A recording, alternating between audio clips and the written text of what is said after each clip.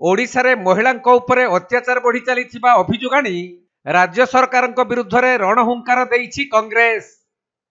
तेबे राज्य सरकार महिलांको सुरक्षा देई पारु नथुबारु दिनकु दिन वृद्धि पाउछि अपराध। एहार प्रतिवाद करी भद्रक जिला कांग्रेस पक्षरु एक शोभायात्रा बाहरी जिलापालଙ୍କ कार्यालय सम्मुखरे विक्षोभ प्रदर्शन करा जाइछि। एही विक्षोभरे राज्य कांग्रेस रो वरिष्ठ नेता निरंजन पट्टनायक जोगदेई राज्य सरकारଙ୍କ विरुद्धରେ गर्जिथिले। राज्य रे सरकार नारी मानकु सुरक्षा देई पारु नथुबारु नारी माने एबे असुरक्षित बोली कहिसंती निरंजन पट्टनायक।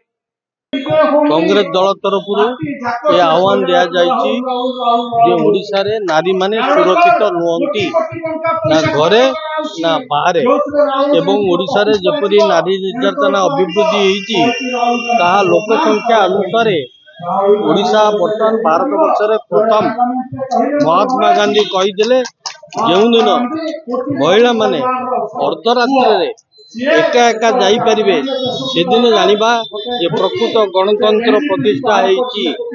तेणु एपर्यंत मध्य 75 वर्ष पर नारी सुरक्षित नुहंती ओडिशा रे सुरक्षित नुहंती। खाली राजनैतिक दल माने जो माने शासन रे अछंती से माने कहउचंती आमे नारी मानकर मा सम्मान देई ताकर अभिवृद्धि करूछु। अभिवृद्धि तो हो नहीं बाहर निर्यातित घर मध्य मदर प्रचार करी से माने निर्यातित। तो यारी विरुद्ध रे आज कांग्रेस स्वर उत्तोलन करिछि। नारी सुरक्षा को किपरि भाव रे दृष्टि दिया जिवो एवं नारी माने सुरक्षित रहिबे राज्य रे सेति पे हम माने समस्त व्यक्ति रो कर्तव्य रही।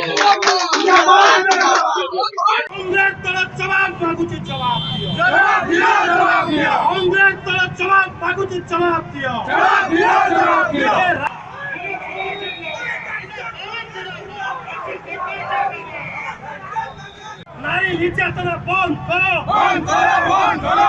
ओडिशा रो मां मानकर सुरक्षा हमर दाबी, हमर दाबी, हमर दाबी। ओडिशा रो